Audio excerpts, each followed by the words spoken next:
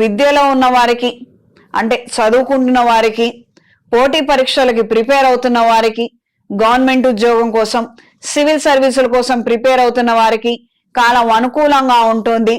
ఇదే కాక ఉద్యోగ నిమిత్తం కొన్ని అడిషనల్ కోర్సులు చేపట్టిన వారికి కూడా కాలం అనుకూలంగా ఉంటుంది.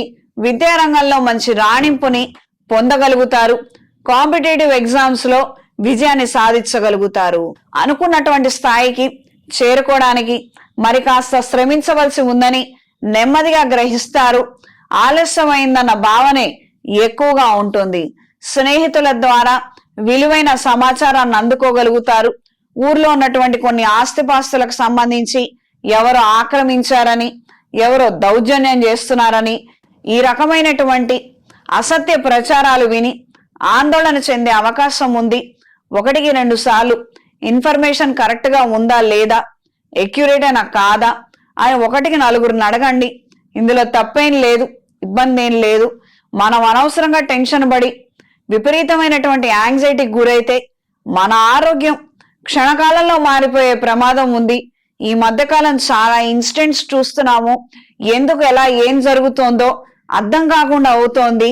ఏది ఏమైనప్పటికీ ఎక్కువ ఒత్తిడి గాని, యాంగ్జైటీ గాని పడకుండా ఏదైనా సునాయాసంగా, సున్నితంగా హ్యాండిల్ చేసే విధంగా మీ ఆలోచనలు, మీ యొక్క ధైర్యం ఉండగలిగితే అన్ని విధాలా మంచిది.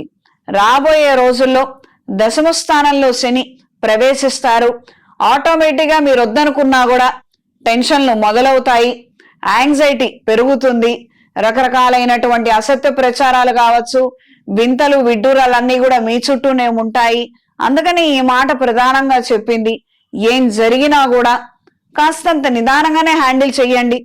వచ్చిన నష్టం ఏం లేదు. అక్కడ నిజంగానే ఆక్రమించిన మీరు వెళ్ళి చేయగలిగింది ఏమీ లేదు ఉన్నపాళంగా. ఈ విషయాలలో తగు జాగ్రత్తలు అవసరం. క్రయ విక్రయాల్లో ఉన్న వారి కాలం అనుకూలంగా ఉంటుంది. కొత్తగా వ్యాపారాలు పెట్టాలనుకునేవారు, కొత్త క్రియేటివిటీ నాలెడ్జ్ తోటి సాఫ్ట్వేర్ రంగంలో ఉన్న వారి సహాయ సహకారాలను తీసుకొని ఆన్లైన్ మార్కెటింగ్ చేసుకుంటూ ఆన్లైన్ లో ప్రవేశించాలన్న ఆలోచనలు, కలలు నెరవేర్చుకోగలుగుతారు. అదే విధంగా సొంతంగా బ్రాంచ్ ఓపెన్ చేయాలనుకున్న వారికి కూడా కాలం అనుకూలంగా ఉంటుంది. మీ పేరు మీద లీజులు, లైసెన్సులు, టెండర్ల కోసం చేసే ప్రయత్నాలు అనుకూల దిశలో ఉంటాయి. పై అధికారుల యొక్క ఆమోద ముద్ర కోసం కాస్తంత వ్యవధి పడుతుంది.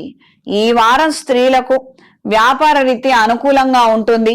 పెట్టినటువంటి పెట్టుబడులను దక్కించుకోగలుగుతారు. మానసిక సంతోషాన్ని కలిగి ఉంటారు.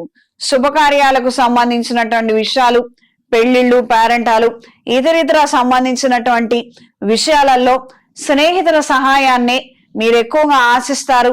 కుటుంబంలో ఉన్నవాళ్ళు, అత్యంత సన్నిహితులు, పైగా రక్త సంబంధికులు, వీళ్ళు వద్దులే, మనకి ఒక అడుగు పక్కకు వేద్దాము, బయట వాళ్ళ సహాయమే తీసుకుందాము, వచ్చిన ఇబ్బంది ఏమీ లేదు అన్న రీత్యా మీ ఆలోచనలు ఉంటాయి. ఎన్జిఓస్ కి, ఆర్ఫనేజెస్ కి విరాళాలు ఇవ్వాలన్న ఆలోచనలు, ఆ యొక్క కోరికలు నెరవేరుతాయి. ఇప్పుడు ఈ చేసే దాన ధర్మాల గురించి మాత్రం ఇంట్లో ఎవరికి చెప్పరు.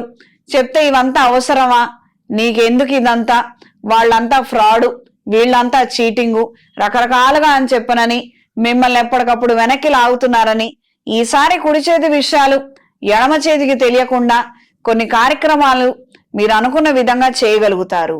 ఈ వారం మిథున రాశి వారికి కలిసొచ్చే రంగు బ్రౌన్ కలర్, కలిసొచ్చే దిక్కు తూర్పు, కలిసొచ్చే సంఖ్య 6. ప్రతిరోజు ఇంద్రాణి స్తోత్రాన్ని పఠించండి. దైవికం పొడితో, త్రిశూల్ పౌడర్తో ధూపం వేయండి. నరఘోష యంత్రాన్ని ఇంట్లో ఉంచండి. రాబోయే మహాశివరాత్రి పర్వదినం నాడు అవకాశం ఉన్నవారు అమృత పాష్పత హోమాన్ని జరిపించండి. ఏకాదశ రుద్రాభిషేకాన్ని జరిపించండి. శివపార్వతుల కళ్యాణాన్ని జరిపించడం లేదా చూడడం ద్వారా విశేషమైనటువంటి ఫలితాలను అందుకోగలుగుతారు.